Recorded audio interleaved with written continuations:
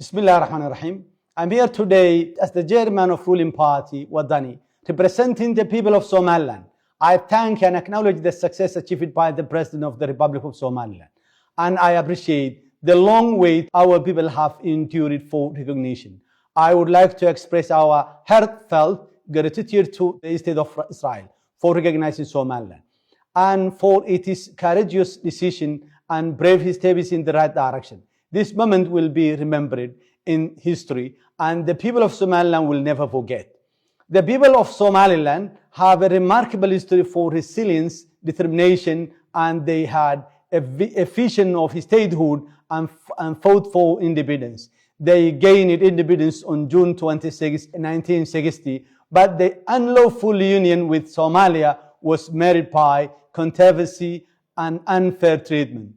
The key events that led to Somaliland's assertion of independence include: on July 5, 1960, concerns about full merger process with Somalia arose due to the de facto merger process, highlighted by some elites of Somaliland, intellectuals, poets, and politicians. In 1961, a significant majority, 90% of Somalilanders, rejected the proposed constitution that would unite Somaliland and Somalia, clearly expressing their discontent with the terms of the union.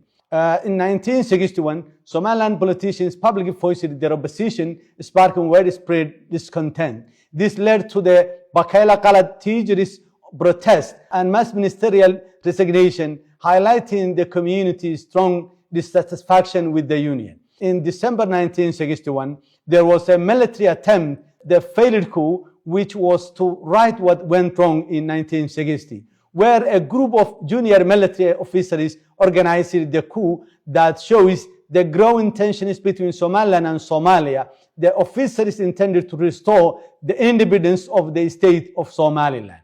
Despite efforts to address the grievances, the issue persisted, leading to civil unrest, and Somaliland community suffered under brutal suppression, including arbitrary arrest, curfews, and mass shootings. Example, 45 businessmen in Burro. The Somali National Movement, SNM, was formed in 1981 to fight against Sidas Barre's regime. On May 27, 1988, after a long struggle, they took control of the Somaliland most of regions, and more than 50,000 civilians had been killed by government aircraft bombs. Before the civilians in cities fled to refugee camps, they were massacred in different places, including Malkadurdro, Kalshekh, Jazeera, and other locations, resulting in more than 200 registered mass graves. On May 18, 1991, Somaliland community representative declared independence, restoring the sovereignty of the state of Somaliland, where delegates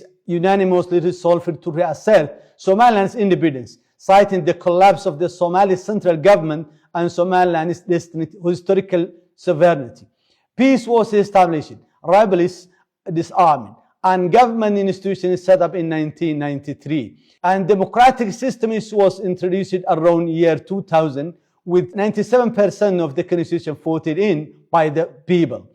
Somaliland has had peaceful transfer of power among 6 presidents, with 4 publicly elected as the current president. In order to answer and accept the international community's proposal for the dialogue, Somaliland government attended talks with Somalia, but unfortunately no significant progress was made. The outcome was not respected by Somalia, and the agreements were subsequently annulled. This was part of a series of talks between 2012 and 2023, which ultimately stalled due to the Somalia's lack of commitment to implement the agreements.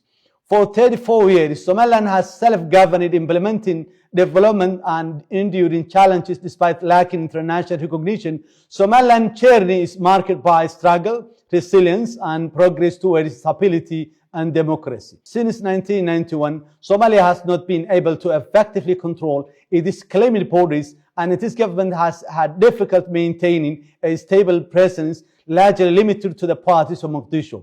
Only diplomatic pressure, imposing economic and aid sanctions, and restricted air travel like recently introduced e-visa.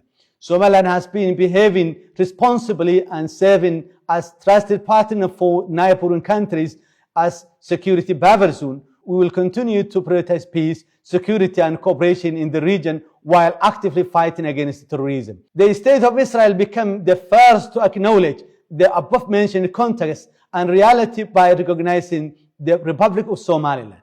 We are grateful and we expect the other members of the international community to reward Somaliland for its unwavering efforts to be a role model in democracy and stability in the region, and for its continuous positive contribution to its own people and collaborating with its partners regionally and globally. We call upon and kindly request the UN member states to follow suit and recognize Somaliland. Thank you.